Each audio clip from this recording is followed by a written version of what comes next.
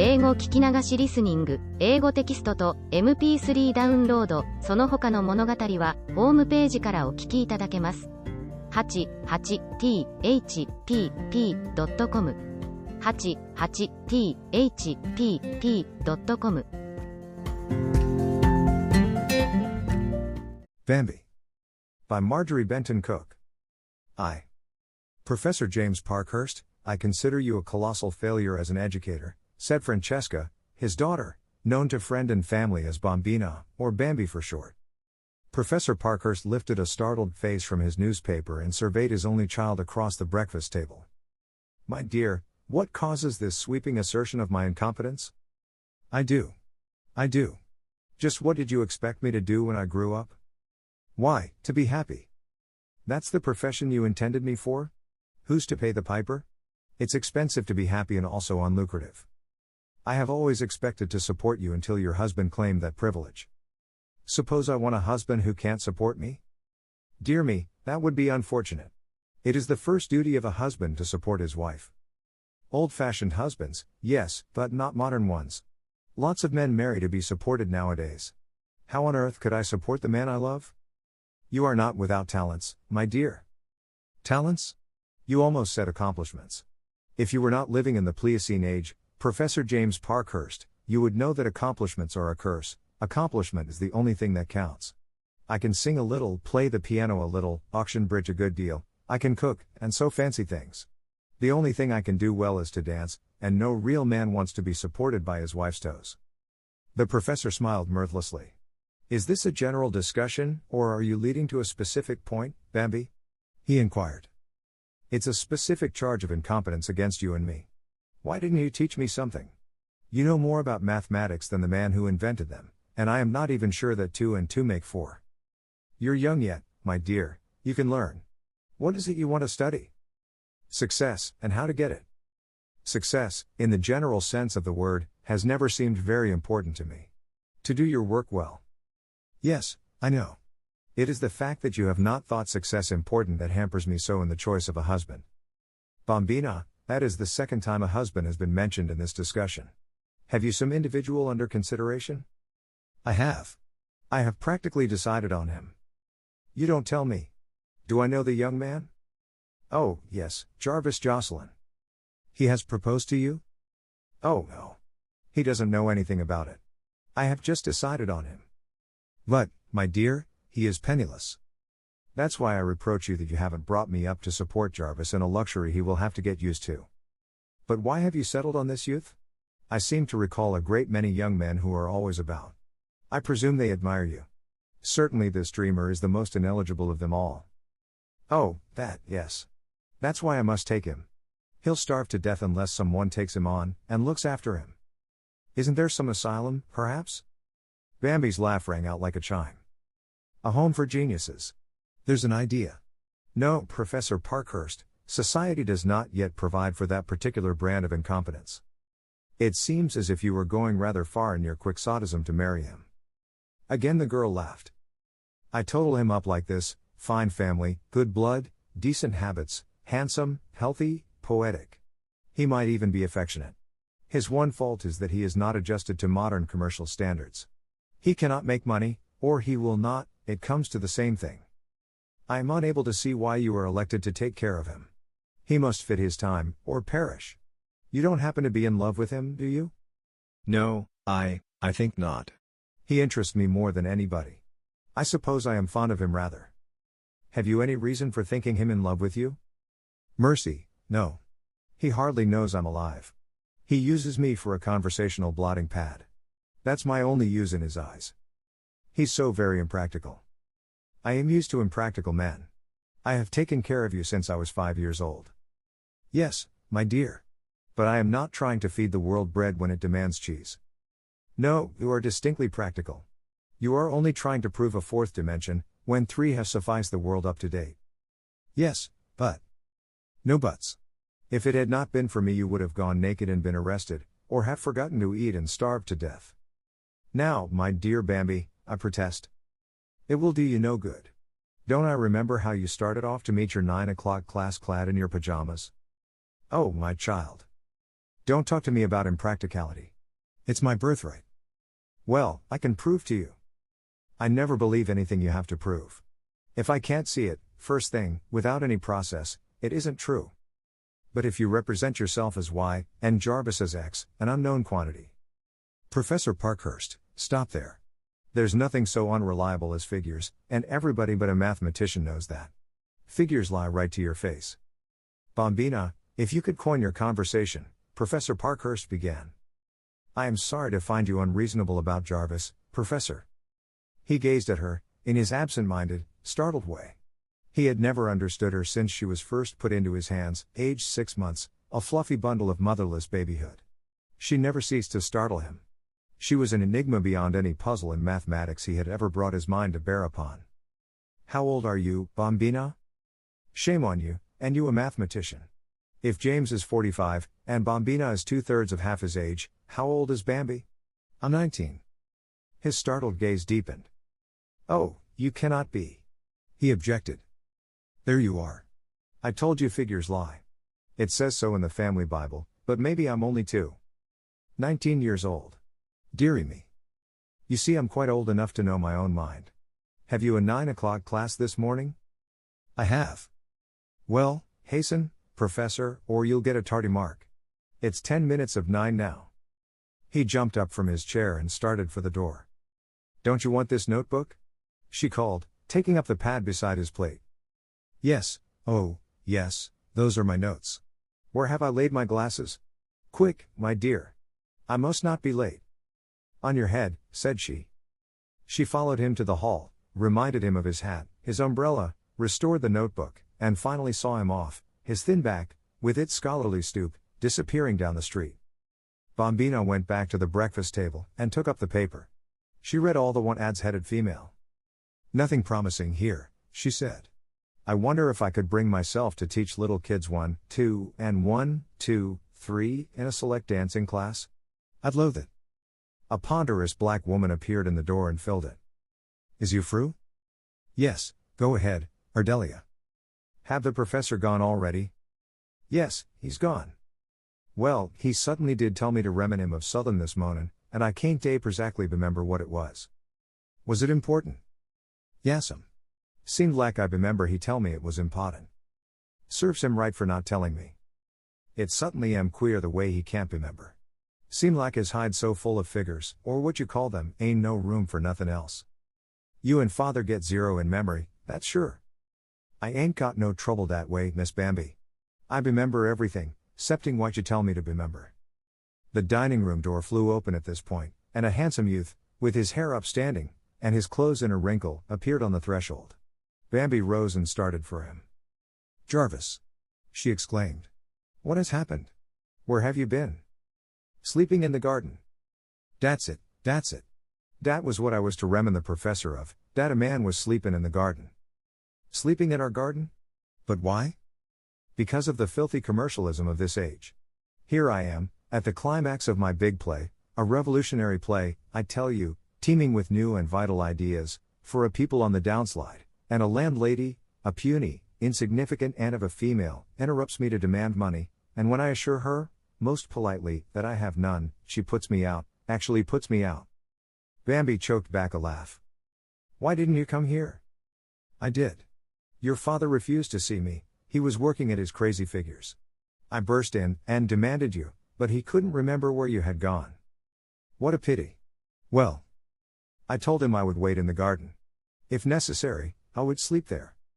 Yasm, that's when he called me in, to tell me to be in him. That will do, Ardelia. Yasm, said the handmaiden, and withdrew. Now, go on. I was full of my big act, so I walked and walked for hours. Then I lay down in the summer house, and I must have gone to sleep. Go up and take a bath, and come down to some breakfast. I will send Ardelia to get some of father's things for you if you need them. All right, but don't delay with breakfast. If I don't get this act down, I may lose it. That fiend, in female guise, held my paper. Go on. Get ready. He plunged out, and Bambi went to send Ardelia to him, while she cooked his eggs and fried his bacon. As she worked, she smiled, out of sheer amusement. In due course of time, he appeared, freshened up, and with renewed eagerness to be at work. He scarcely noticed Bambina as she served his breakfast. He ate as if he were starved. "I suppose the landlady held your clothes?" "I don't know. I didn't ask. It was unimportant." "How much do you owe her?" He looked at her in surprise. "I have no idea." "Have you any money at all?" "Certainly not. I'd have given it to her if I had, so she wouldn't interrupt me." "What are you going to do?" "Oh, I don't know. I can't think about it now. I am full of this big idea. It's a dramatization of the brotherhood of man, of a sublime, socialistic world. Has it occurred to you, ever, Jarvis, that the world isn't ready for the brotherhood of man yet? It's just out of the tent stage, where war is the whole duty of man. But it must be ready," he urged, seriously, "for I am here with my message." She smiled at him as one would at a conceited child. "Poor old Jarvis, straight out of Elysian fields. Were you thinking of sleeping in the summer house permanently?" "Oh, it doesn't matter, only the play matters. Give me some paper, Bambi, and let me get to work." She rose and went to stand before him. "Would you mind looking at me?" He turned his eyes on her. "Not just your eyes, Jarvis. Look at me with your mind." "What's the matter with you?" he asked, slightly irritated. "Do you like my looks?" "I've never noticed them." "That's what I'm asking you to do. Look me over." He stared at her. "Yes, you're pretty, you're very pretty. Some people might call you beautiful." "Don't overdo it, Jarvis. Have you ever noticed my disposition?" "No, yes. Well, I know you're patient, and you must be good-natured." "I am. I am also healthy and cheerful." "I don't doubt it. Where is the paper?" She put her hands on his shoulders and shook him gently. "Jarvis, I want you to give me your full attention for 5 minutes. What ails you today, Bambi?" "The only thing I lack is a useful education, so that I am not sure I can make a very big living just at first, unless I dance on the stage." "What are you driving at?" "Would you have any special objection to marrying me, Jarvis?" "Marrying you? Are you crazy?" "Obviously. Have you?" "Certainly I won't marry you. I am too busy." "You disappoint me, Bambi, you do, indeed. I always thought you were such a sensible girl. Father can help out a little, at first, but I may as well tell you, he doesn't approve of you as a son-in-law." "I don't approve of him, impractical dreamer. Where is that paper?" "You've got to be taken care of until you get an awful tumble. Then you will wake up and do big things, but in the meantime you must eat." "You talk nonsense, and you're interrupting me. If I don't get at that scene." "Will you marry me?" "I can't take care of you if you don't, because the neighbors will talk." "I won't marry you. I don't love you." "No more do I love you. That's got nothing to do with it. Here's one of Father's empty notebooks. Say yes, and you can have it." His eyes fairly glistened as they fell on the book. "For heaven's sake, don't torture me. Give me the book and have it your own way, whatever it is you want." She laughed, gave him the book, and he was at the table instantly, sweeping back the dishes with a ruthless hand. No, into the study you go, while I make a descent on your landlady, rescue your clothes, and get the license and the minister, my liege lord." She settled him at his desk, where he was immediately lost to his surroundings. Bambi slipped out noiselessly, dressed for the street, humming a little song, and presently departed. Meanwhile, his first recitations being over, the professor returned for 2 hours' research in his study, to find Jarvis ensconced there, oblivious to the outside world. Go away," he shouted to Professor Parkhurst. "I'll trouble you to get out of my study," said the professor. "You'll get your filthy money in due time, my good woman, so go away," cried Jarvis. "Whom are you addressing? Good woman, indeed." At this moment Bambi returned, and sensed the situation. "Oh, I didn't expect you back, Father Professor. This is Jarvis. You see he's come. He has no objection at all to my marrying him, so I got a minister." "A minister? You got him?" "Yes, you see Jarvis is busy. There is no need of our waiting, so we are going to be married in half an hour or so." "Today? Here?" "Yes, right here, as soon as Jarvis finishes this scene." "Is he going to occupy my library permanently?" wailed the professor. No. I'll fix him a place on the top floor." "He's not at all my choice," said Professor Parkhurst firmly, gazing at the unconscious Jocelyn. "You can see by the way he tosses paper about that he is neither methodical nor orderly." Those are husband traits that I can do without, thank you. Ardelia appeared. Excuse me, but you all expectin' the preacher up here? He say Miss Bambi told him to come here at 11 o'clock. Yes, show him right in here. Yes'm. Ardelia reappeared with the Reverend Dr. Short at her heels.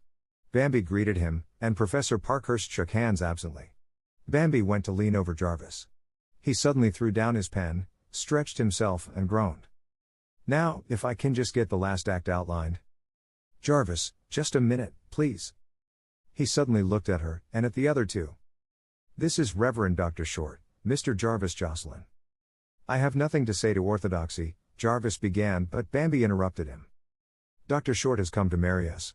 Stand up here for a few moments, and then you can go on with your third act. She laid her hand on his arm and drew him to his feet. The shortest possible service, please, Dr. Short. Jarvis is so busy today. Dr. Short looked from the strange pair to Professor Parkhurst, who looked back at him. You are sure this is all right? He questioned. Do tell him to be quick, Bambi. If it's about that landlady I cannot. S.H. Go ahead, Dr. Short. Dr. Short read the service, and between the three of them they induced Jarvis to make the proper responses. He seemed utterly unaware of what was going on about him, and at the end of a brief service, when Bambi's hand was taken from his arm, he sat down to work at once. Bambi led the other two men from the room. He acted as if he were drunk, or drugged, but he isn't. He's just full of an idea, she smilingly explained. Have you known this young man long? Dr. Short asked the professor. Have we, my dear? We have known him 15 years, she answered. Well, of course that makes a difference, murmured the reverend gentleman. I wish you every happiness, Mrs. Jocelyn, he added, and took his departure. How soon can you get him out of my study? Asked the professor, looking at his watch. I have only 1 hour left before lunch. Felicitate me, Professor, felicitate me on my marriage. I hope you will be happy, my dear, but I doubt it. His lack of consideration in taking my study. Bambina looked at him, and began to laugh. Peal followed peal of laughter until tears stood in her eyes. I'll go rescue the study, Herr Professor. Oh, this is too rich. Bernard Shaw ought to know about me, she laughed, as she tripped upstairs. So it was that Bambina acquired a husband. 2. 2 days later Jarvis, shaved, properly dressed, and apparently sane, appeared on the piazza, where Bambi and the professor were at lunch. He hesitated on the threshold until they both turned toward him. Good morning, he ventured. Good morning, Jarvis, said Bambi gaily. Morning, tersely, from the head of the house. Might I ask how long I have been sojourning on the top floor of this house, and how I got there? Do you mean to say you don't know? Haven't an idea. I have a faint recollection of a big disturbance, and then peace, heavenly peace, with black coffee every once in a while, and big ideas flowing like Niagara. Bambina's eyes shone at him, but her father looked troubled. You know what the big disturbance was, don't you? He asked. It seems to me I wanted paper, that somebody was taking my things away. You'd better tell him, Francesca, he doesn't remember, so I don't think it can be legal. Jarvis looked from one to the other. What's all this? I don't seem to get you. Bambi's laugh bubbled over. You get me, all right. For goodness sake, talk sense. You came here, 3 days ago, in a trance, and announced that you had been bounced from the boarding house, and that you needed paper to blot up the big ideas, the Niagara ideas. Did I? So I took you in, redeemed your clothes for you. It was you who planted me upstairs in that heavenly quiet place, and brought black coffee. She nodded. God bless you for it. I did something else, too. Did you? What? I married you. He looked at her, dazed, and then at the professor. What's the joke? He asked. There is no joke, said the professor sternly. She did it. I tried to stop her, but she never listens to me. Do you mean, Bambi? He began. I mean you told me to go ahead, so I got a license and a minister and married you. But where was I when you did it? You were there, I thought, but it didn't seem to take. Can't you remember anything at all about it, Jarvis? Not a thing. Word of honor. How long have we been married? 3 days. You couldn't come out of the play, so I dragged you upstairs, fed you at stated periods, and let you alone. He looked at her as if for the first time. Why, Bambi, he said, you are a wonderful person. I have known it all along, she replied, sweetly. But why, in God's name, did you do it? That's what I say, interpolated the professor. Oh, it just came to me when I saw you needed looking after. Don't you believe it? She intended to do it all along, said her father grimly. I tried to dissuade her. I told her you were a dreamer, penniless, and always would be, but she wouldn't listen to my practical talk. I seemed to get a pretty definite idea of your opinion of me, sir. Why didn't you wake me up, so I could prevent this catastrophe? I supposed you were awake. I didn't know you worked in a cataleptic fit. Catastrophe, echoed Bambina. Certainly. Why don't you look at it in a practical way, as your father says?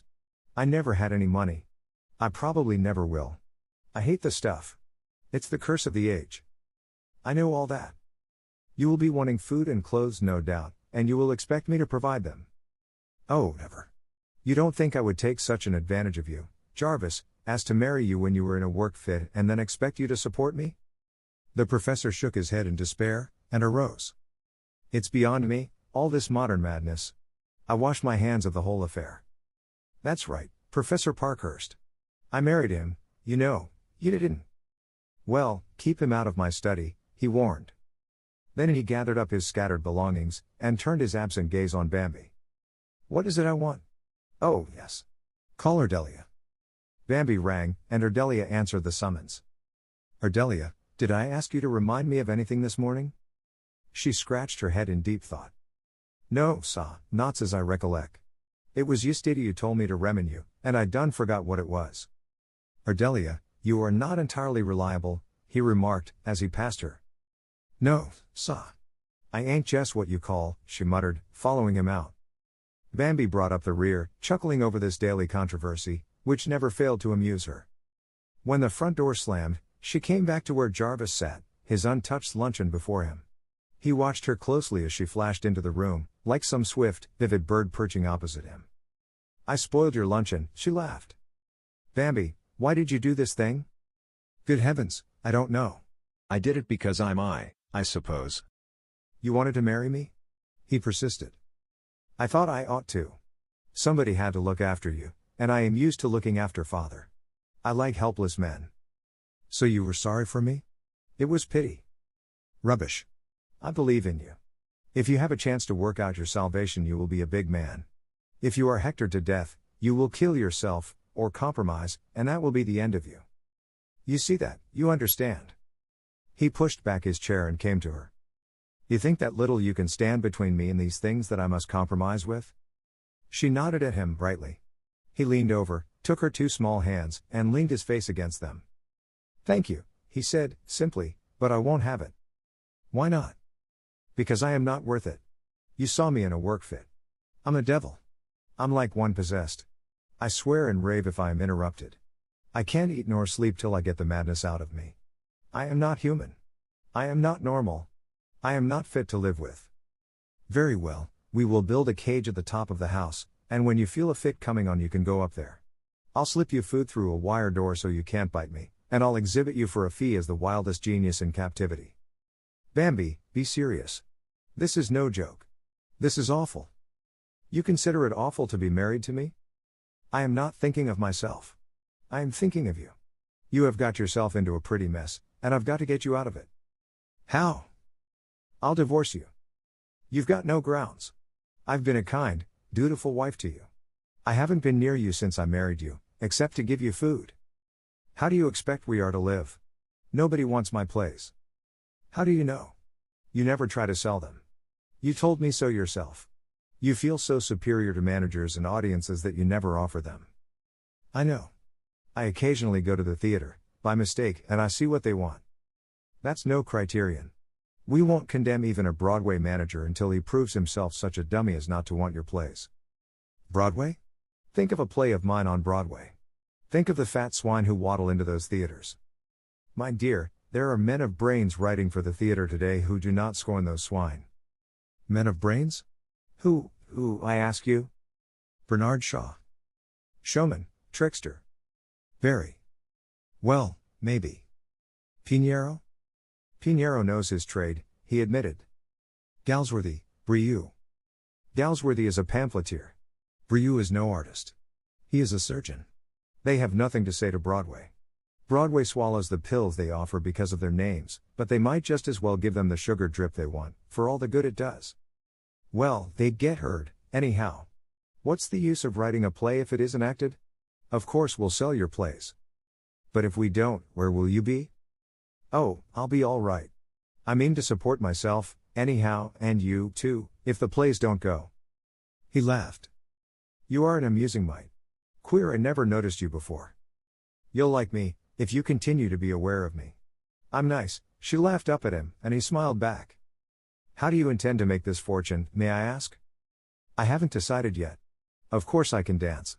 If worst came to worst, I can make a big salary dancing. Dancing? He exploded. Yes, didn't you ever hear of it? With the feet, you know, and the body, and the eyes, and the arms. So. She twirled about him in a circle, like a gay little figurine. He watched her, fascinated. You can dance, can't you? I can. At times I am quite inspired. Now, if you and the professor will be sensible, and let me go to New York and take a job, I could support us all in luxury. You could write and he could figure. I don't see that it is any business of ours what you do, but I certainly won't let you support me. Do you really mean it isn't your business? Why should it be? Well, if I am your wife, and his daughter, some people would think that it was distantly related to your business. Why New York? Why not here? In this town they think I am crazy now. But if I burst out as a professional dancer, wow. That's so. It's a mean little town, but it's quiet. That's why I stay. It's quiet.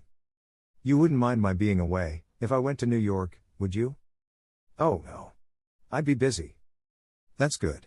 I really think you are almost ideal. Ideal? As a husband. They are usually so exacting and interfering. I've not decided yet to be your husband. But you are it. Suppose you should fall in love with somebody else? I'm much more apt to fall in love with you. Heaven forbid. He exclaimed, and came to her side quickly. Bambi, promise me that no matter what happens you will not do that. You will not fall in love with me. She looked at him a minute, and then laughed contagiously. I am serious about this. My work is everything to me. Nothing matters but just that, and it might be a dreadful interruption if you fell in love with me. I don't see why, unless you fell in love with me. No danger of that, said he, and at her laugh turned to her again. If ever you see any signs of my being such a fool as that, you warn me, will you? And what will you do then? I'll run away. I will go to the ends of the earth. That particular madness is death to creative genius. All right. I'll warn you. I've got to begin to polish my first draft today, so I'll go upstairs and get at it. Will you be gone 2 days this trip? He turned to smile at her. Some people would think you were eccentric, he said. They might, she responded. I am almost sane when I polish, he laughed. It's only when I create that I am crazy. It's all right then, is it? We go on. Go on? Being married? Well, I have no objection, if you insist, but you'd better think over what I told you. I think you have made a mistake, and you shall never support me. I never think over my mistakes, said Bambi. I just live up to them. I agree with your father that you risk a good deal. Risks are exciting. If you don't like it, you can divorce me the next time I am in a work fit. I'll never know it, so it will be painless. Jarvis, that's unfair. He came back quickly. That was intended for humor, he explained. I so diagnosed it, she flashed back at him. He looked down at her diminutive figure with its well-shaped, patrician head, its sensitive mouth, its wide-set, shining eyes. Starshine, he smiled. She poked him with a sharp what? You don't think I ought to kiss you, possibly, do you? Mercy, no. Good. I was afraid you might expect something of me. Oh no. Think what you have done for the girl, she quoted, and he heard her laugh down the hall and out into the garden. He took a step as if to follow her. Then, with a shake of his shoulders, he climbed the stairs to his new workshop with a smile on his lips. 3. The professor was working in his garden. It was one of his few relaxations, and he took it as seriously as a problem. He had great success with flowers, owing to what he called his system. He was methodical as a machine in everything he did, so the plants were fed with the regularity of hospital patients, and flourished accordingly. Today he was in pursuit of slugs. He followed up one row, and down the next, slaying with the ruthlessness of fate. The general effect of his garden was rather striking. He laid out each bed in the shape of an arithmetical figure. The pansy beds were in figure eights, the nasturtiums were pruned and ordered into stubby figure ones, while the asters and fall flowers ranged from 4s to 20s. The professor carried his arithmetical sense to extremes. He insisted that figures had personality, just as people have, and it was a favorite method of his to nickname his friends and pupils according to a numeral. He was watching the death throes of a slug, with scientific indifference, as his son-in-law approached him, carrying a wide-brimmed hat. "Professor Parkhurst, your daughter desires you to put on your hat. You forgot it." "Oh, yes. Thank you. I should like the opportunity of a few words with you, sir, if you can spare the time." "Well, I cannot. My time is very precious. If you desire to walk along with me while I destroy these slugs, I will listen to what you say." He pursued his course, and Jarvis, perforce, followed. "I have been in your house for a week, now, Professor Parkhurst, and I have merely encountered you at meals." "Often enough," said the professor, making a sudden turn that almost upset Jarvis. "I go 50 steps up, and 50 steps back," he explained, and Jarvis stared at him open-mouthed. "You count your steps?" he repeated. "Certainly, no matter what I do, I count. When I eat, when I sleep, walk, talk, think, I always count." "How awful. A human metronome. I must make a note of that." And Jarvis took out a notebook to make an entry. "You have the notebook habit?" snorted the professor. "Yes, I can't afford to waste ideas, suggestions, thoughts." "Bah! A most offensive habit. I gather, from your general attitude," Jarvis began again, "that you dislike me." "I neither like nor dislike you. I don't know you. You never will know me, at this rate. I am not sure that I care to." "Why not? What have you against me?" "You are not practical." "Do you consider yourself practical?" "I do. I am the acme of practical. I am mathematical." He slew another bug. "How can you do that?" cried Jarvis, his concern in his face. "That slug has a right to life. Why don't you get the point of view of the slug?" "He kills my roses," justified the professor. "He's a murderer. Society has a right to extinguish him." The old fallacy, a tooth for a tooth? "You'd sacrifice my roses to save this insect?" "I'd teach the rose to take care of itself." "You're crazy," he snapped, and walked on, Jarvis at his heels. "I didn't come to quarrel with you about our views of gardening, or of life. I realize that we have no common ground. You are of the past, and I am of the future. There is nobody more modern than I am," cried the professor. "Rubbish. No modern wastes his life in rows of inanimate numerals. We get out and work at humanity and its problems." "What are the problems of humanity?" "Food, employment, education, health. All of them mathematical. Economics is mathematical." "Well, I wish instead of teaching a few thousand students higher algebra that you had taught your own daughter a little common sense." "Common sense is not taught. It is a gift of the gods, like genius," said the professor. Jarvis glanced at him quickly, and took out the notebook. "Put that thing away," shouted the professor. "I will not be annotated." Jarvis meekly returned it to his pocket, but as the professor right about faced, he exploded. "For heaven's sake, sit down and listen to me. This mathematical progression makes me crazy." "I have just so many rows to do," the professor replied, as he marched along. "Do I understand you to criticize my daughter's education?" "I don't know anything about her education." "I didn't know she had one," said Jarvis, "but this whim of hers, in marrying me, is very trying to me. It is most upsetting. Have it annulled. It can't possibly be legal. She won't hear of it. She desires to be married to me." The professor rose and faced him. "Then you may as well resign yourself. I have lived with her 19 years and I know. But it is absurd that a child like that should always have her own way. You have spoiled her." Even the professor's bent back showed pity. "You have a great deal to learn, young man. Can't you persuade her to divorce me?" "I cannot. I tried to persuade her to do that before she married you." "I suppose you think I ought to make a living for her?" "At the risk of being called a back number, I do. Just when I'm beginning to count." "Count? Count what?" "Count as a creative artist."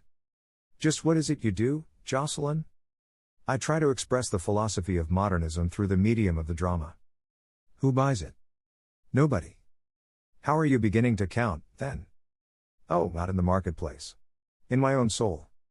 49, 50, said the professor. Turn here. In your own soul, you say? He glanced at the youth beside him. Bambi has sold her birthright for a mess of pottage, he muttered. That's just the question. Whose duty is it to provide the pottage? Maybe you think it's mine? Why shouldn't science support art? Humphrey. Why not let Bambi support you? She says she wants to. I am willing she should support herself, but not me. So the only question is, will I support you? Exactly. With Bambi off your hands, you will have no other responsibility, and you could not do a bigger thing for the world than to help me to instruct and inspire it. Aristophanes! Exclaimed the professor. You are unique. You are number 23. Why 23? Because that is neither much nor little. Your daughter thinks my plays will sell, but I tell you frankly I doubt it. How can you instruct and inspire if nobody listens? They must listen in the end, else why am I here? The professor relinquished his chase, to stare again. You are at least sincere in your belief in yourself. 23. I'd like to hear some of these great ideas of yours. Very well. I am going to read a play to your daughter this evening. If you care to come, you may listen. Then you will see that it would pay you to stake me for a couple of years. I'll come and listen. If you decide to undertake me, I insist that you shall not continue this scornful avoidance of me. If we three are to live together, we must live in harmony, which is necessary to my work. Whose favor is this, yours or mine? Favor? Good heavens! You don't think it is a favor to give me food and a roof for 2 years, do you? I thought it was an opportunity for you. The professor, not easily moved to mirth, did an imitation of laughter, holding both his sides. Jarvis turned his charming, boyish smile upon him, and walked up the path to the house. Strange what things amused Bambi and her parent. That night, after dinner, Bambi arranged the electric reading light in the screened porch, drew a big chair beside it, placed the professor's favorite chaise lounge nearby, and got him into it. Then she went in search of her performer. She looked all over the house for him, to finally discover him on the top floor in hiding. Come on. I've got everything all ready, even the professor. I am terrified, Jarvis admitted. Suppose you should not understand what I have written? Suppose you thought it was all rubbish? If I think so, I will say so. Isn't that the idea? You are trying it on the dog to see if it goes? If you think it is rubbish, don't say anything. How silly. If you are spending your time on trash, you ought to know it, and get over it, and begin to write sense. I feel like one of the professor's slugs, he muttered. Better try us on the simplest one. Well, I will read you success.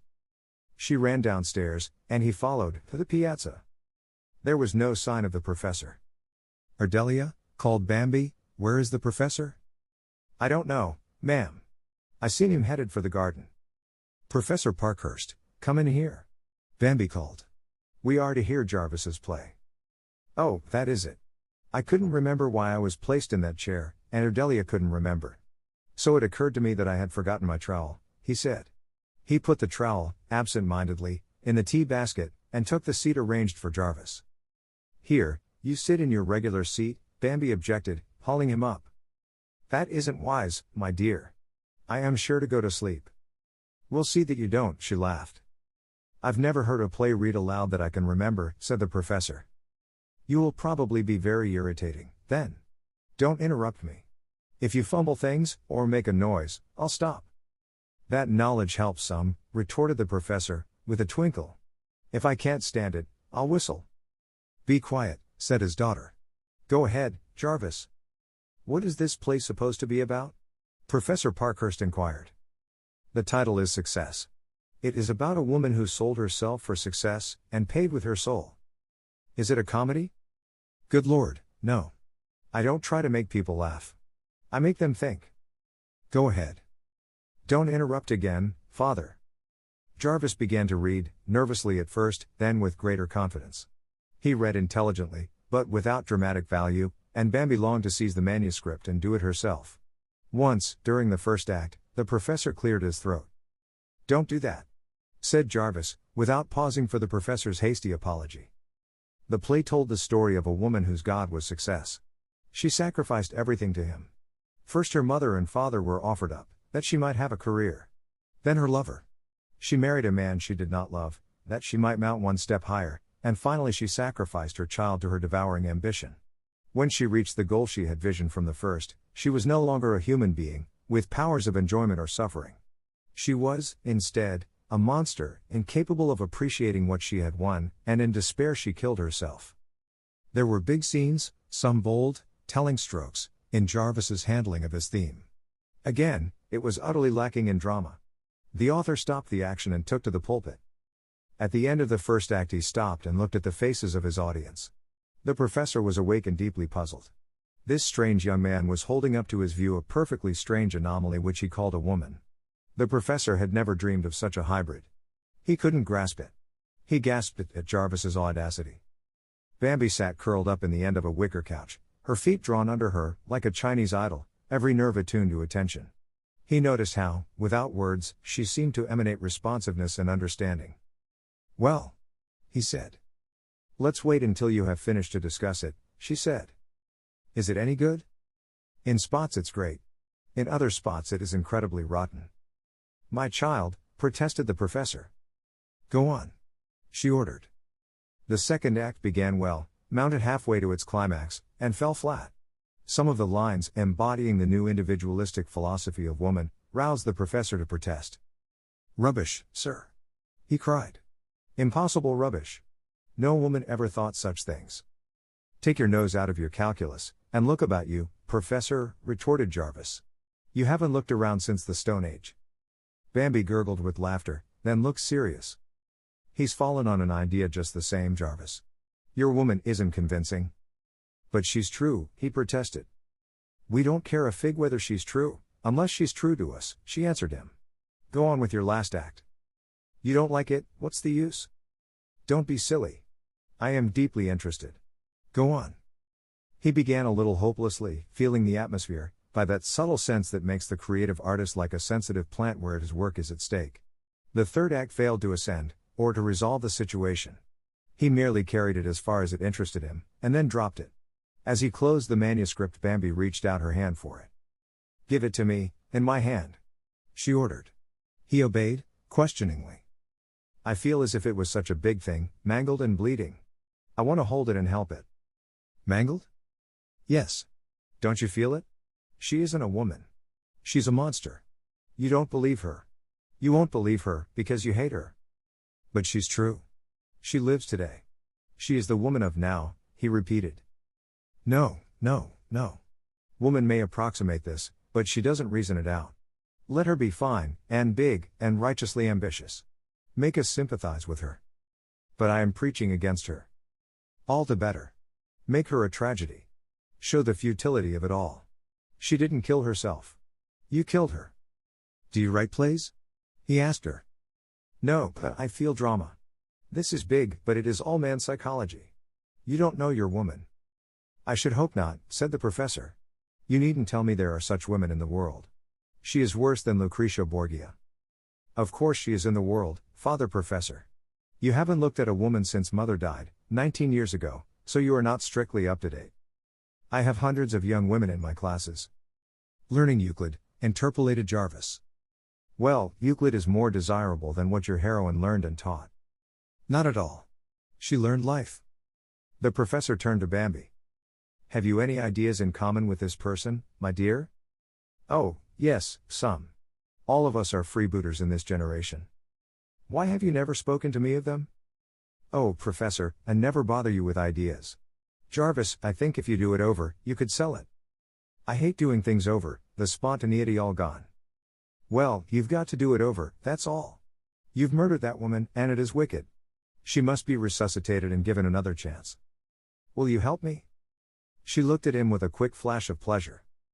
"Oh, I would so love to. I can't help you build it, but I can tell you what I feel is wrong. We will begin tomorrow." "Are all your works as extreme as this?" queried the professor.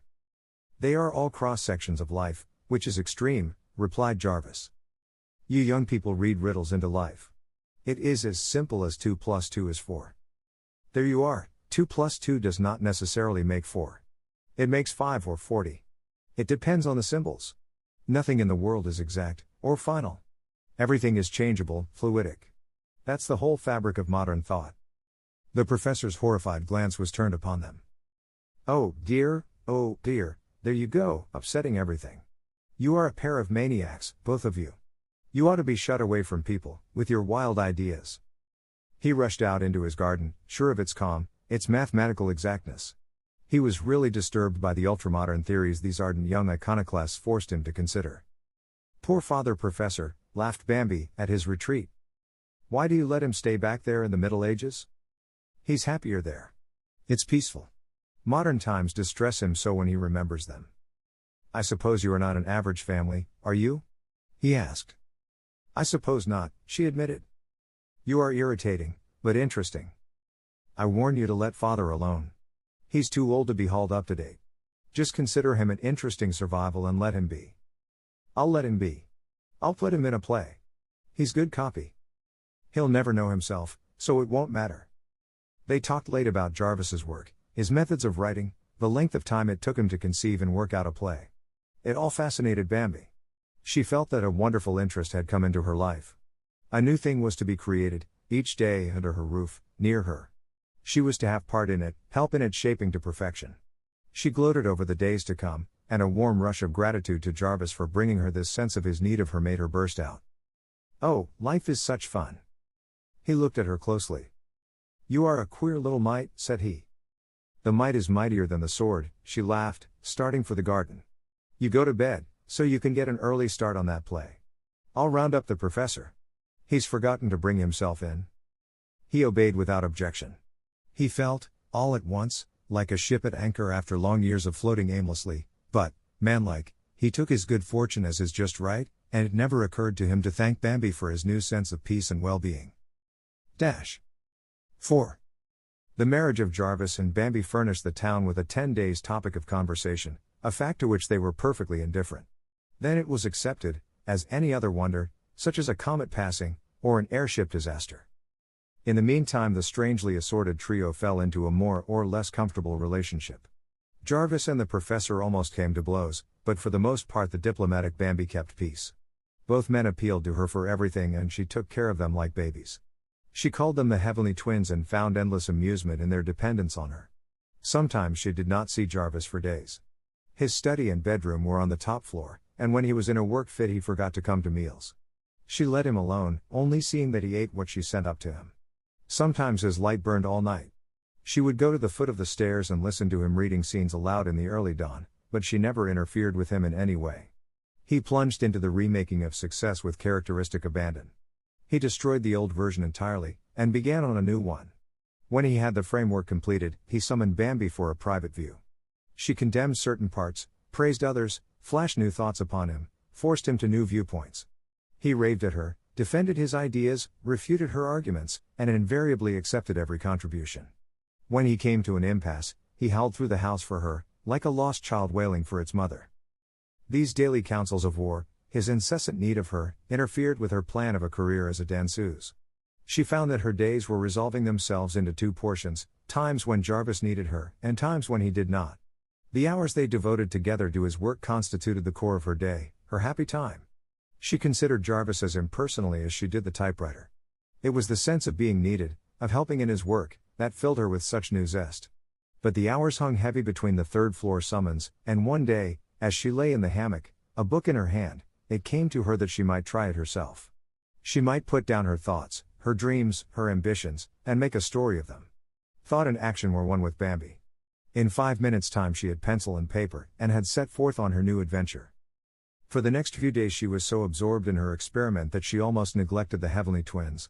The professor commented on her abstraction, and Ardelia complained that everybody in dis hia house is crazy, all of them studyin' and writin', yo can't even sing a hallelujah but somebody is a shoutin', sh.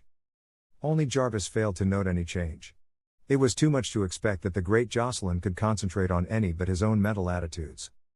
Like most facile people, Bambi was bored with her masterpiece at the end of a week, and abandoned it without a sigh. She decided that literature was not to be enriched by her. In fact, she never gave a thought to her firstborn child until a month after its birth, when a New York magazine fell into her hands offering a prize of $500 for a short story. She took out her manuscript and read it over with a sense of surprise. She marched off to a stenographer, had it typed, and sent it to the contest, using a pen name as a signature, and then she promptly forgot about it. 6 weeks more of hard labor brought success almost to completion. Bambi was absorbed in the play. It was undoubtedly much better. Her hopes were high that it would get a production. If only Jarvis could get to New York with it and show it to the managers, but that meant money, and they had none. Her busy brain spent hours scheming, but no light came. Then out of the blue fell a shining bolt. A long envelope, with a magazine imprint on it, came with her morning's mail and nearly ended a young and useful life. The editor begged to inform her that the committee of judges had awarded her the short story prize, that her tale would be published in the forthcoming issue, and she would please find check enclosed. Had she any other manuscript that they might see? Would she honor them with a visit the next time she came to New York? They would like to talk over a series of stories similar to the prize winner. Bambi fluttered the joy-bringing letter above her head and circled the breakfast room in a whirl of happiness. The professor and Jarvis had both departed to their lairs, or they would have witnessed the best pas-seul of Bambi's life. She fluttered the joy-bringing letter above her head, and circled the breakfast room in a whirl of happiness. Ardelia entered as she reached her climax. "Ma good lud, Miss Bambi, yo show can dance better in Jezebel. I lo the debil do get into yo, the way yo all dance. Go away from me. Don yo drag me into no conjure dance." "Ardelia, the gods do provide," cried Bambi. "Such unutterably crazy good luck, to think of my getting it. Did you get a lottery prize, Miss Bambi?" "That's just what I got, a lottery prize." "For the lude's sake. What you going to do with it?" "I am going to take Jarvis Jocelyn to New York, and between us we are going to harness Fame and drive her home." "Well, I don't know who Fame is, but if she's a hoss, where yo goin' to keep her when yo get her? We ain't got no barn for her." Bambi laughed. "We'll stable her all right, Ardelia, if we can catch her. This is a secret between you and me. Don't you breathe it to a soul that I have won anything. No, Bam, yo can trust me to the death. I'll bring you a present from New York if you won't tell." She rushed off to her own room, to look over her clothes and plan. Having married Jarvis out of hand, she would now take him on a moneymoon. They would seek their fortune instead of love. He would peddle his play, she would honor the publisher with a visit. She hugged herself with joy over the prospect. She worked out various schemes by which she could break it to Jarvis and the professor that she had money enough for a trip to New York, without saying how she got it. Fortunately, they were not of an inquiring mind, so she hoped that she could convince them without much difficulty. She tried out a scene or two just to prove how she would do it. At luncheon she paved the way. "How much more work is there on the play, Jarvis?" "I ought to finish it this week," he answered. "It is good, too. It is a first-rate play." "You ought to go to New York with it, and see the managers," she said. "Uck. Well, it's got to be done. You can't teach school unless you have pupils." "I am not a pedant," he protested. "You're a reformer, and you've got to get something to reform. The work itself satisfies me." "It doesn't satisfy me. You have got to produce and learn before you will grow. You're a wise body for such a small package. That's the way wisdom comes. Perhaps, oh Sybil, you will read the future and tell me how I am to finance a trip to New York." "Oh, the money will be provided, airily." "Yes, I suppose it will. It always is when actual need demands it, but how?" "Never mind how. Just rest in the assurance that it will." He looked at her, smiling. "Do you know I sometimes suspect that fate had a hand in bringing us together? We are so alike." "We are so alike we're different," she amended, laughing. She waited until next day to explode her bomb. "I think if you finish up the play this week, Jarvis, we can have it typed early next week, and get off to New York on Friday or Saturday." He stared at her. "On foot?" he inquired. "Oh no. I find I have the money." "You find you have it? You had that much and didn't know it?" He exploded so loudly that the professor came to, and paid attention. "I am careless about these things," Bambi murmured. "What's all this?" queried the professor. "What I can't see is that if you had money enough to pay up my board bill, why you married me," continued Jarvis. "Just one of my whims." "I am so whimsical," retorted Bambi. "Would you mind telling me?" begged the professor. "She's got money enough to take us to New York," repeated Jarvis. "Thank you. I don't wish to go to that terrible place. Of all the distressing, improbable places, New York is the worst," replied Professor Parkhurst. "Be calm, Professor. I was not planning to take you," soothed his daughter. "But what is to be done with me?" he inquired, anxiously. "You are to be left the one sole duty of Ardelia, to be overfed and pampered until you aren't fit to live with." But you can't go off alone with Jarvis. Why not? I am married to him. Yes, I suppose you are, but you seem so unmarried, he objected. We will have to practice up a few married poses, Jarvis. You must not act so interested in me. Father says we don't act married. I am not in the least interested in you, Jarvis defended himself, valiantly. There, Father, could anything be more husband-like? Where did you get the money, Jarvis? The professor asked. I didn't get it. She got it. Why, my dear, protested her father, where did you get any money? I have turned lady burglar. What? Cheer up. It's butter and eggs money. Butter and eggs money? Repeated Jarvis. Certainly. The downtrodden farmer's wife always gives up her butter and eggs money to save the family fortunes, or build a new barn. What are you talking about? Interrupted the professor. I don't know why the fact that I have a little money saved up should start a riot in this family. I have to go to New York on business, and as Jarvis has to go to see managers about success, I merely propose that we go together. What business have you in New York, my dear? My own, Professor Darling. Excuse me, he hastened to add. Certainly, she replied, blithely. I hate New York, said Jarvis. How long do you suppose we will have to stay? I adore New York, and we will stay as long as the money holds out. Would you mind stating, in round figures, how much you have? The professor remarked. I would. I detest figures, round or oblong. I have enough. I hope you won't get there, and then call on me for a supply, as you usually do, my dear. I am a little short this spring. You two have no confidence in me. If you will just put your trust in Bambi, I'll mend the fortunes of this family so you will never be able to find the patch. The two men laughed in spite of themselves, and the matter was dropped, but Bambi herself took the manuscript of success to the stenographer, with strict orders as to a time limit. She led Jarvis, protesting, to a tailor's, to order a suit of clothes. She restocked him in collars, shirts, and ties. In fact, she handled the situation like a diplomat, buying the railroad tickets with a thrill of anticipation. Jarvis made no protest at all, until the night before they were to start. He came to her and offered her a little black notebook. What is this? I want you to put down every cent we spend. This is a loan, you understand. It's a gift from the gods. Go offer libations. I don't want your old debit and credit book. He laid his hand on her shoulder, and looked into her shining eyes. Good little fairy, he said, I want to put some gold dust in the pot, too. Wait until we get to the end of the rainbow. Just keep a record for me. My mind is such a sieve, he said, offering the spurned black book. All right. Give me the Black Maria. I will ride your figures in it. That was a pun. You ought to be spanked. Oh, Orvis, isn't it fun? She cried to him. Is it? I feel that turning salesman and approaching a manager is like marching to the block. Poor old dreamer. Suppose you stay home and let me peddle the play. Not much. I will shoulder my own pack. I feel like a crusader myself. I'd rather be me than anybody on earth. The most extraordinary thing about you is your rapture, he commented, seriously.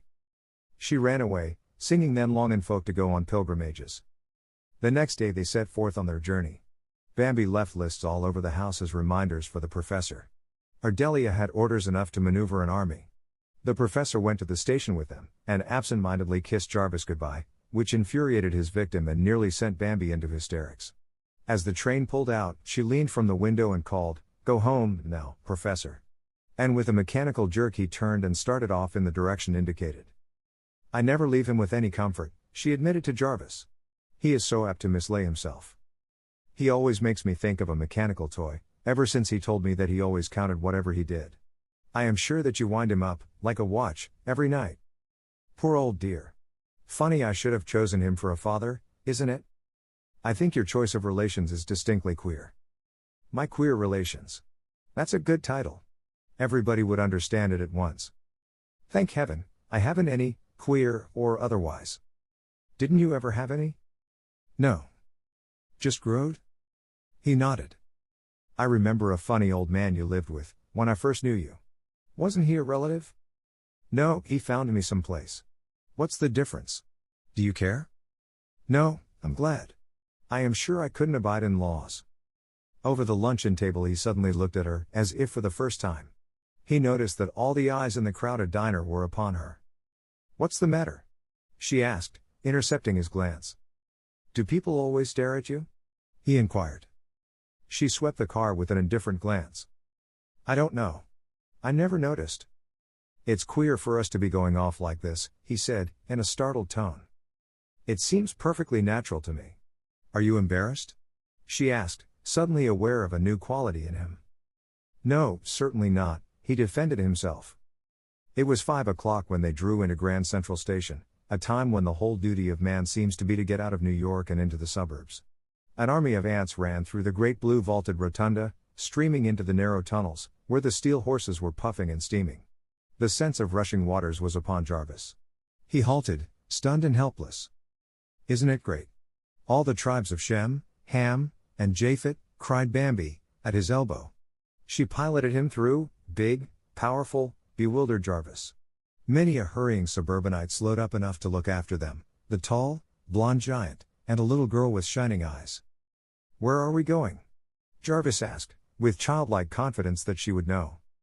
Gramercy Park. We'll put up at a club. We'll act rich and take a taxi.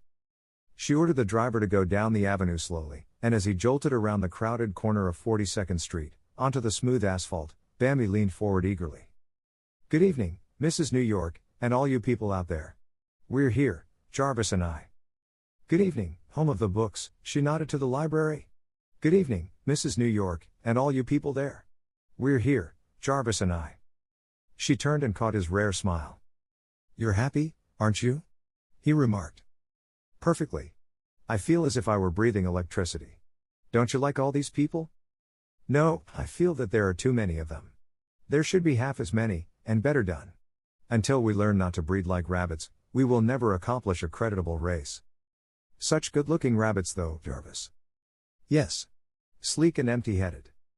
All hopping uptown, to nibble something, she chuckled. Life is such foolishness, he said, in disgust. Oh no. Life is such ecstasy, she threw back at him, as the cab drew up to the clubhouse door. Dash. V. Bambi was out of bed and at her window the next morning early. Her room faced on Gramercy Park, and the early morning sun fell across the little square so sacred to the memory of past glories, and bathed the trees in their new green drapery with a soft, impressionistic color. Her eyes swept around the square, hastening over the great white apartment buildings, our modern atrocities, to linger over the old houses, which her swift imagination peopled with the fashion and pomp of another day. Spring in the city. Breathed Bambi. Spring in New York. She was tempted to run to Jarvis's door and tap him awake, to drink it in too, but she remembered that Jarvis did not care for the fleshpots, so she enjoyed her early hour alone. It was very quiet in the park, only an occasional milk wagon rattled down the street. There is a sort of hush that comes at that hour, even in New York. The early traffic is out of the way. The day's work is not yet begun. There comes a pause before the opening gun is fired in the warfare of the day. Many a gay-hearted girl has sat, as Bambi sat, looking off over the housetops in this city of beautiful nonsense, dreaming her dreams of conquest and success. Youth makes no compromise with life. It demands all, passionately, loses all, or wins, with anguish of spirit. So it was with Bambi, the high-handed, imperious little mite. She willed fame and fortune for Jarvis and herself in full measure. She wanted to count in this great maelstrom of a city.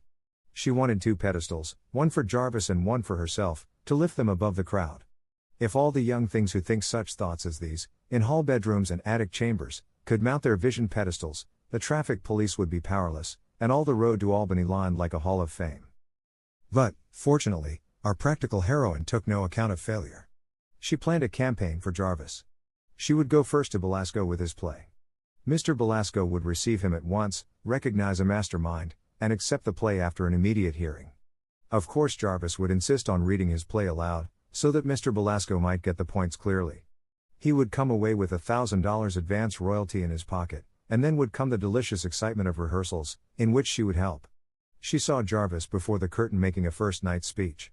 A brilliant series of pictures followed, with the Jarvis Jocelyn's as central figures, surrounded by the wealth and brains of New York, London, Paris.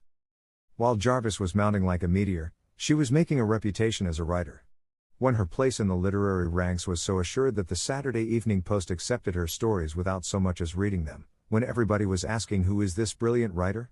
This combination of O. Henry, Edith Wharton and W. D. Howells?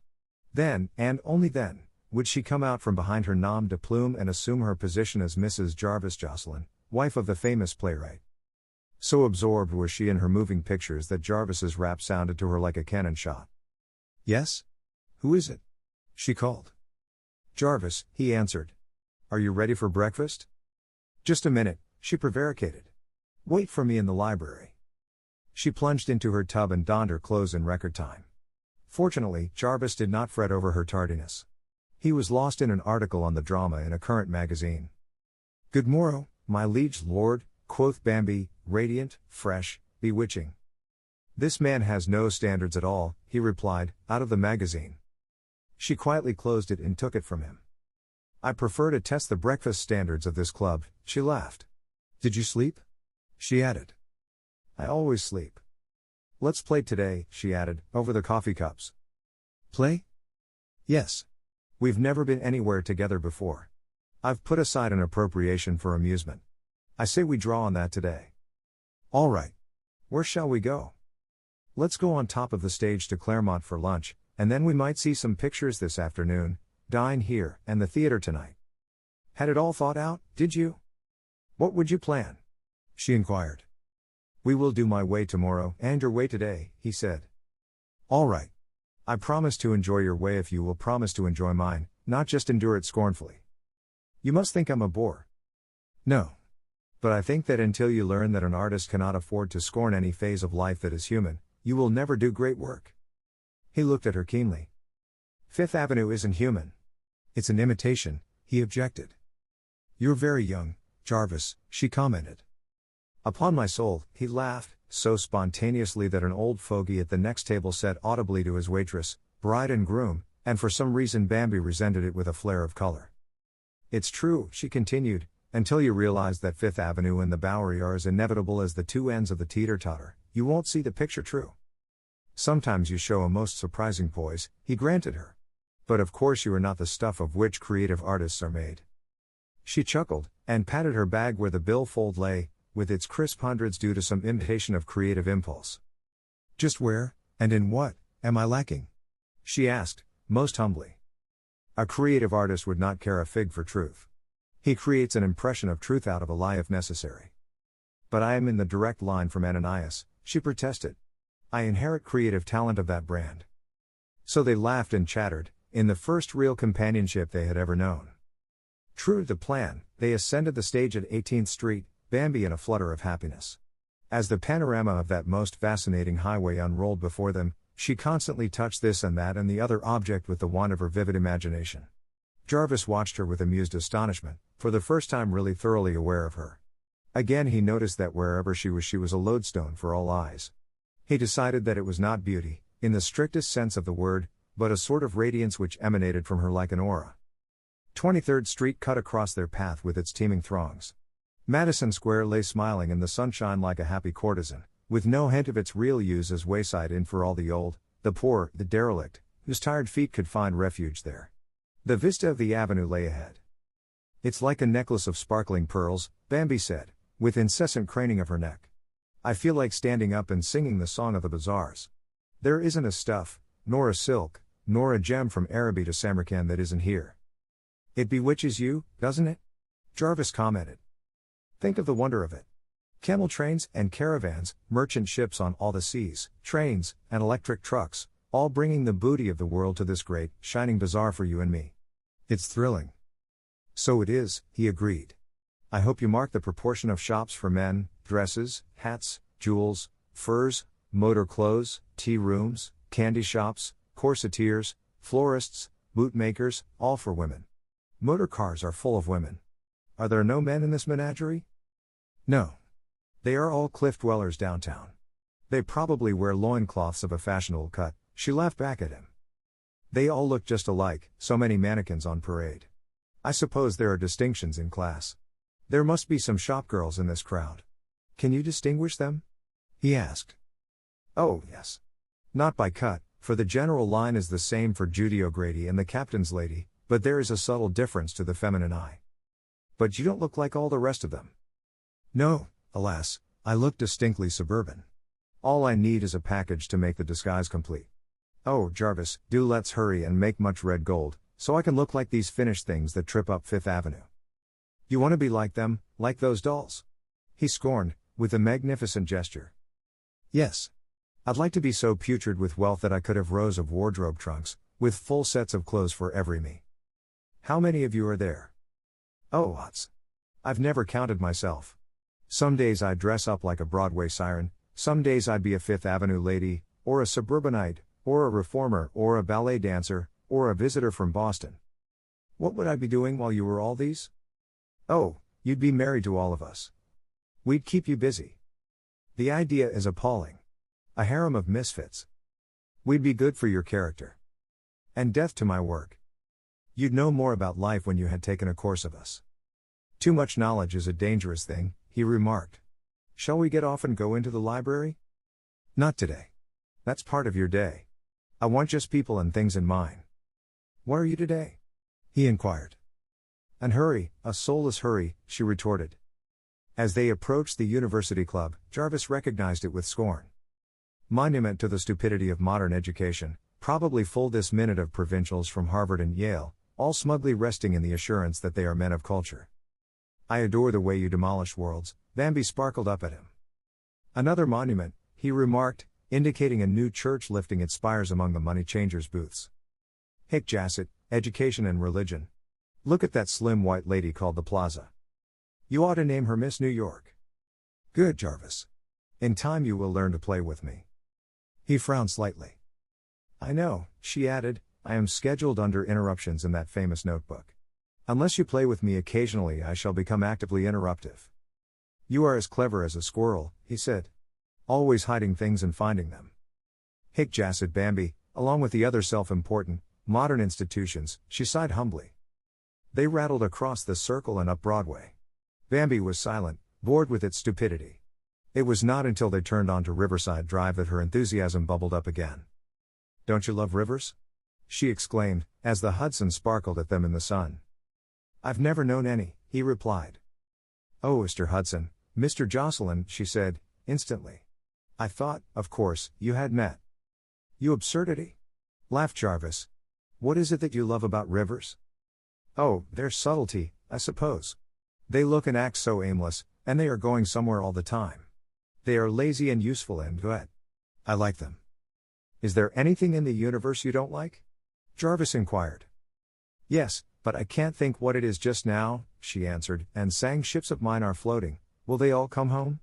So zestfully that an old gentleman in the front seat turned, with a smiling I hope so, my dear. She nodded back at him gaily, to Jarvis's annoyance. As they approached Grant's tomb, she glanced at him suspiciously. When they got safely by, she sighed with content. If you had said anything bromidic about Grant's tomb, Jarvis Jocelyn, I should have thrown myself off the top of the stage to certain death. At times you underestimate me, he replied. At Claremont, Bambi ordered a most enticing repast, and they were very gay. Everybody seemed gay, too. The sun shone, the early spring air was soft, and a certain gala-stolen sweets air of Claremont made it seem their most intimate meal. Everybody smiled at Bambi and she smiled back. Nice sort of hooky place, isn't it? She commented. Do you know the man at the next table? Which one? The fat one, who is staring so. Oh no. I thought you meant the one who lifts his glass to me every time he drinks. Jarvis pushed back his chair furiously. I will smash his head, he said, rising. Jarvis. Sit down. You silly thing. He's only in fun.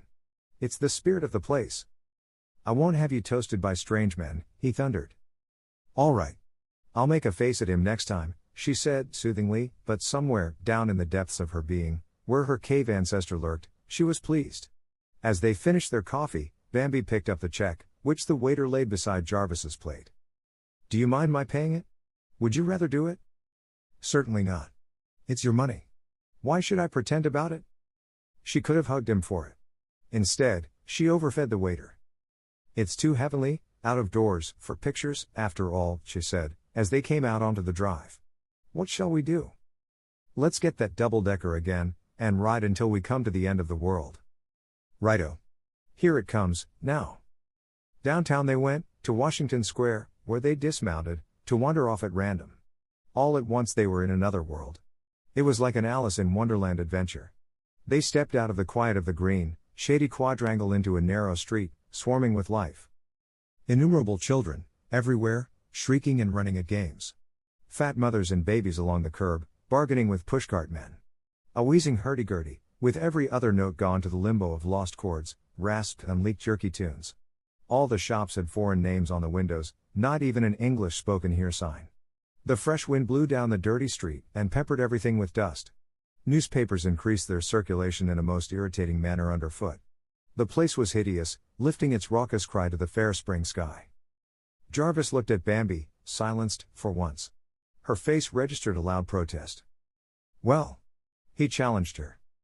"Oh, I hate ugliness so. It's like pain. Is it very weak of me to hate ugliness?" she begged. "It's very natural, and no doubt weak. I wouldn't mind the thought of poverty so much, not hunger, nor thirst, nor cold, but dirt and hideousness, they are too terrible. This is life in the raw. You like it dressed for Fifth Avenue better," he taunted. "Do you prefer this?" "Infinitely." She looked about again, with a sense of having missed his point. "Because it's fight, hand-to-throat fight?" "Yes. You can teach these people. They don't know anything. They are dumb beasts. You can give them tongue. It's too late to teach your upper end." A woman passed close, with a baby, covered with great sores. Bambi caught at Jarvis's sleeve and tottered a step. "I feel a little sick," she faltered. He caught her hand through his arm, and hurried her quickly back the way they had come. As they mounted the stage, he looked at her white face. "We will have to expurgate life for you, Miss Might." No. I want it all. I must get hardened." Back at the club, she hurried into her hot bath, with a vague hope of washing off all traces of that awful street. But their talk at dinner was desultory and rather serious. Jarvis talked for the most part, elaborating schemes of social reform and the handling of our immigrant brothers. They started off to the theater, with no definite plan. Bambi's spirits rose to the lights of Broadway, like a trout to a silver shiner. There is a hectic joyousness on Broadway, a personification of the eat, drink and be merry, for tomorrow we die spirit which warms you, like champagne, or chills you, like the icy hand of despair, according to your mood. Bambi skipped along beside Jarvis, twittering gaily. "People are happy, aren't they? Surface veneer. Jarvis, you old bogey man, hiding in the dark, to jump out and say boo. That's my work, booing frauds. Let's go in here," he added. "Damaged goods," Bambi read on the theater poster. "Do you know anything about it?" "I've read it. It is not amusing," he added. She followed him without replying. The theater was packed with a motley audience of unrelated people. Professors and their wives, reformers, writers, mothers with adolescent sons, mothers with young daughters, what, in Broadway parlance, is called a highbrow audience, a striking group of people gathered together to mark a daring experiment of our audacious times, a surgical clinic on a social sore, up to this moment hidden, neglected, whispered about. Bambi came to it with an open mind. She had heard of Brieux, his dramatic tracts, but she had not seen the text of this play, nor was she prepared for it. The first act horrified her into silence during the whole intermission. The second act racked her with sobs, and the last act piled up the agony to the breaking point. They made their way out to the street, part of that quiet audience which scarcely spoke, so deep was the impression of the play. Broadway glared and grinned and gambled, goat-like. Bambi clung to Jarvis tightly. He looked down at her swollen face, red eyes, and bewildered mouth without a word. He put her into a taxicab and got in after her. In silence she looked out at the glittering white way. "The veneer is all rubbed off. I can see only bones," she said, and caught her breath in a sob. Jarvis awkwardly took her hand and patted it. "I am sorry we went to that play tonight. You must not feel things so," he added. "Didn't you feel it?" "I felt it, didactically, but not dramatically. It's a big sermon and a poor play. I feel as if I had had an appendicitis operation, and I am glad it is over. I must meet young Richard Bennett.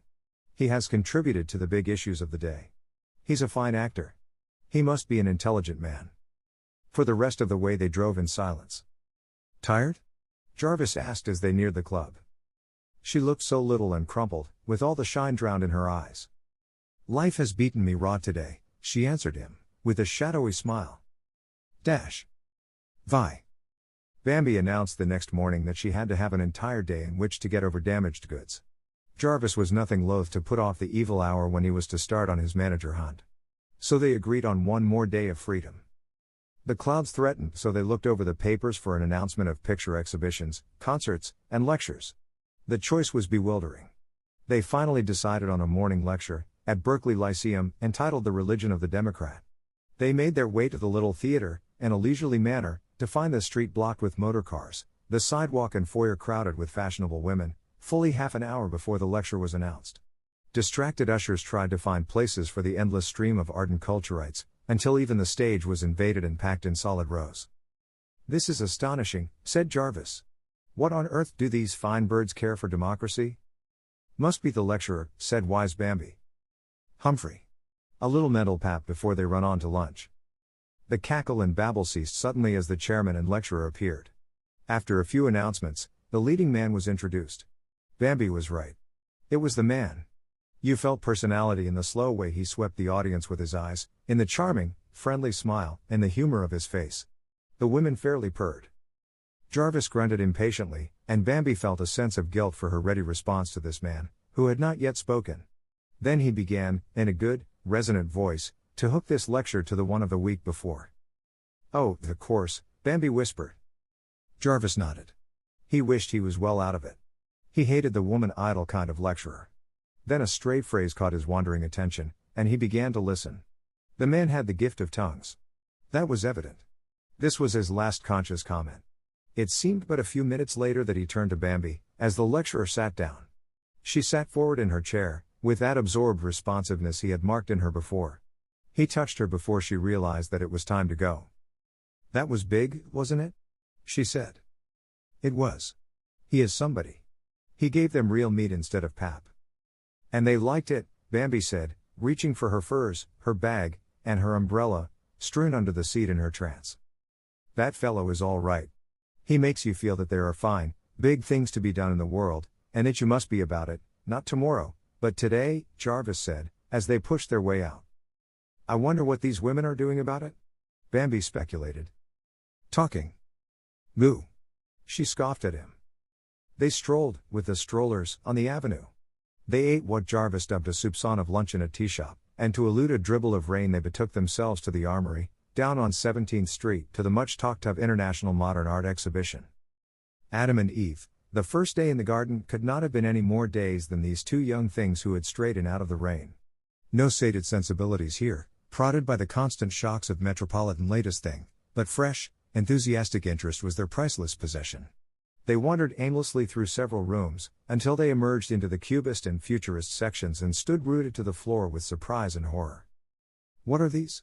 Bambi demanded. "Damaged goods," Jarvis laughed, with a rare attempt at a joke. "Are they serious?" "Tragic, I should say." He looked about with an expression of amusement, but Bambi felt actual, physical nausea at the sight of the vivid blue and orange and purple. "It's wicked," she said, between closed teeth. "Let's sit down and try to get the idea," said Jarvis. "There isn't any idea."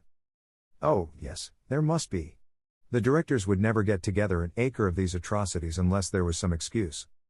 It's low and degenerate. It's a school of hideousness. Come away. You go sit in another room if you like. I'm going to give these fellows a fair chance. Maybe they've got hold of something new. There is nothing new about that awful woman with a decayed face. She has been dead for weeks. Just put your emotions away, Bambi, and train your mind on this thing. Here is a whole school of men, working in a new medium, along new ideas. They can't all be crazy, you know." "You like it?" "Of course I don't like it, but it interests me. I haven't read or heard anything about it, so it is a shock." "You shall not make for yourselves false images," she said, shaking her head. "Maybe these maniacs are trying to break up the conventions of painting and sculpture. They want more freedom. They are anarchists, vandals. Possibly, but if they are necessary to the development of a bigger art expression, they ought to work in secret and exhibit in the dark. No. We have to be prepared for it.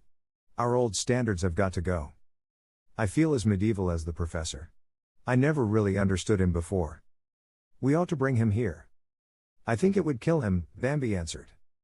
They spent a couple of hours, and then went back to the club. For some reason the cubists had stirred Jarvis deeply. He divined something new and sincere, where Bambi felt only pose and degeneracy. "When you think of that awful street and damaged goods, and that exhibit of horrors, all in 2 days. I don't wonder I feel like an old woman, she said. Suppose we stay in tonight? There is some kind of special meeting announced here, to discuss the drama. We might go in for a little while. All right. But early to bed, for tomorrow we set out on our careers. You haven't told me what yours is, yet, he objected. Mine is a secret. The dining room of the club was entirely full when they went down, and the hum of talk and laughter roused Bambi's tired sensibilities. It's quite jolly, she said. Some of the people look interesting, don't they? I talked to that little man, over there, with the red necktie, while I was waiting for you, and he has ideas. Lovely woman with him. They chatted personalities for a while. Seems ages since we left home, doesn't it? Yes. Big mental experiences obliterate time. The professor has forgotten to write, of course. He has probably forgotten us. Oh no. I feel that I am getting rather well acquainted with you, he nodded and smiled. How do you like me, now that you have met me? She teased. You are an interesting specimen oversensitized. Jarvis. She protested. I sound like a cubist picture. After dinner they drifted with the crowd into the art gallery, where they talked to several people who introduced themselves. It was very friendly and social. The lecturer they had heard in the morning was there. Jarvis went to speak to him and brought him back to Bambi. She found him jolly and responsive. She even dared to twit him about his feminine audience. People seated themselves in groups, and finally a chairman made some remarks about the modern drama and invited a discussion. A dramatic critic made cynical comment on the so-called uplift plays, which roused Jarvis to indignation. To Bambi's surprise, he was on his feet instantly and a torrent of words was spilled upon the dramatic critic. He held the attention closely, in an impassioned plea for thoughtful drama, not necessarily didactic, but the serious handling of vital problems in comedy, if necessary, or even in farce. It need not be such harrowing work as Brieux makes it, but if the man who had things to say could and would conquer the technique of dramatic writing, he would reach the biggest audiences that could be provided, which ought to pay him for the severity of his apprenticeship. Bambi thrilled with pride in him, his handsome face, his passionate idealism, and his eloquence. He sat down, amid much applause, and Bambi knew he had made his place among these clever people. He took some part in the discussion that followed, and when they went upstairs she marked the flush of excitement and the alive look of his face. I was proud of you, Jarvis, she said, as they stopped at her door. Nonsense. The man I talked against was a duffer, but this has been a great day, he said. This place stimulates you every minute. Tomorrow we move on Broadway, Captain Jocelyn. Get your forces in order to advance. Very good, General. Good night, sir. Good night. As she closed her door she skipped across the room. She knew the first gun had been fired when Jarvis rose to speak. If she was to act as commander in the making of his career, she was glad she had a personality to work with. Nobody would forget that Greek head, with its close-cropped brown curls, those dreaming blue eyes, and that sensitive, over-controlled mouth. Her own dreams were wrought about them.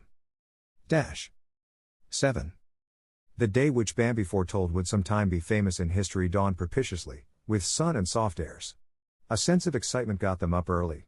Breakfast was over, and Jarvis ready for action, by 8:30. I don't believe Mr. Belasco will be down this early, Jarvis, Bambi said. Well, he is a busy man. He'll probably get an early start. I want to be on the ground when he arrives, anyhow. If he should want me to read the play this morning, we should need time. She made no more objections. She straightened his tie, and brushed his coat, with shining eyes, full of excitement. Just think. In 5 hours we may know. He took up his hat and his manuscript. Yes, he answered confidently. Shall we lunch here? Yes, and do hurry back, Jarvis.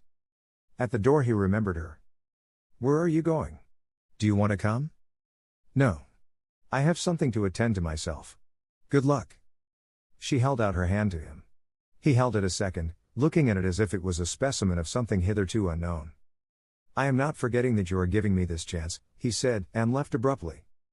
Bambi leapt about the rooms in a series of joy leaps that would have shamed Murdkin, before she began the serious business of the day.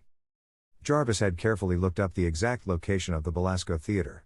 He decided to walk uptown, in order to arrange his thoughts, and to make up his mind just how much and what he would say to Mr. Belasco. The stir, the people, the noise and the roar were unseen, unheard. He strolled along, towering above the crowd, a blond young Achilles, with many an admiring eye turned in his wake. None of the perquisites of success, so dear to Bambi's dreams, appealed to him. He saw himself, like John the Baptist, crying in the wilderness, which was the world, and all the people, and all the cities, were roused out of their lethargy and dull submission at his call, not to prayer, but to thought. It was a great mission he was upon, and even Broadway became consecrated ground. He walked far beyond the cross street of the theater in his absorption, so it was exactly 9:30 when he arrived at the box office. "I want to speak to Mr. Belasco," he said to the man there. "3 flights up." "Is there an elevator?" "Nah." He resented the man's grin, but he made no reply. He began to climb the long flights of dark stairs. Arrived at the top, the doors were all locked, so he was forced to descend again to the box office. "There is nobody up there," he said. "You didn't expect anybody to be there at this hour of the dawn, did you? What time does Mr. Belasco usually come?" "There is nothing usual about him. He is liable to land here any time between now and midnight, if he comes at all." "He doesn't come every day, then?" The man grinned. "Say, you're new to this game, ain't you? Sometimes he don't show up for days. The steno can tell you whether he is coming today." "The steno?" "Yes. The skirt that's in his office." "When does she come?" "Oh, about 10 or 11. "Thank you. Don't mention it." Jarvis made the ascent again. He stood about for nearly an hour before the office girl arrived. "Those stairs is the limit," she gasped. "You waiting for me?" "I am waiting for Mr. Belasco." "Oh. Appointment?" "No." "Got a letter to him?" "No." "What do you want to see him about?" "A job?" "No. About a play." She ushered him in, opened the windows, took off her hat, looked at herself in the mirror, while she patted her wonderful hair. She powdered her nose, fixed her neck ruffle, apparently oblivious of Jarvis. "What time do you expect Mr. Belasco?" "Goodness only knows." "Do you think he will come today?" "Far be it for me to say. But I wish to see him. Many a blonde has twirled his thumbs around here for weeks for the same reason. But I am only in New York for a little while." "I should worry," said she, opening her typewriter desk. "Give me your play. I'll see that it gets to him. I'd rather talk to him myself." "Suit yourself. I suppose I can wait here." "No charge for chairs," said the cheerful one. An hour passed, broken only by the click of the typewriter.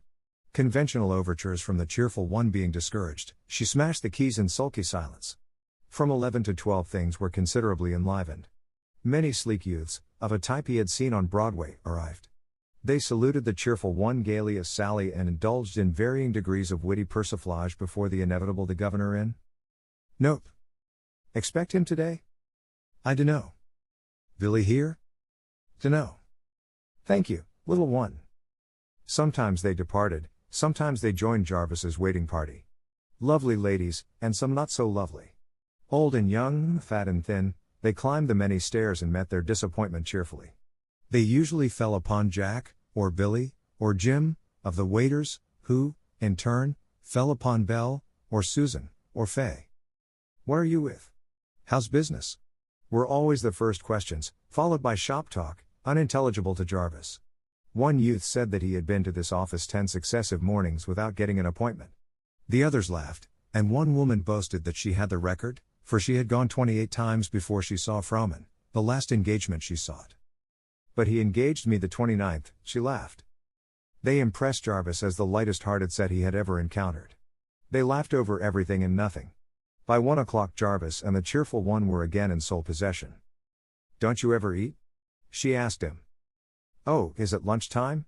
he inquired. "Come out of the trance." She went through the entire performance before the mirror, in putting on her hat. "Shall I bring you anything, dearie?" she asked him, as she completed her toilette. "I'm going, too," he said. "I'll be back." He plunged down the stairs. When he reached the street he thought of Bambi's face when he returned with the announcement of his futile morning. He went into a shop, telephoned the club that he had been detained and would not be back to lunch. Then he foraged for food and went back to his sitting on the top floor of the Belasco. "Well, little stranger," said the cheerful one, on her return. His interest in the afternoon callers waned. At 5 o'clock he gave it up. He arranged with his new friend to call her up in the morning to see if she had any news from the front. Then he slowly turned his footsteps toward the club. He was irritated at the long delay, and for the first time aware that there might be more difficulty in seeing managers than he had anticipated. He had thought the condescension all on his part, but 8 hours of airing his heels in the outer purlieus had altered his viewpoint a trifle. His main concern was Bambi's disappointment. She had sent him out with such high hopes, she would receive him back with his big chief feathers drooping.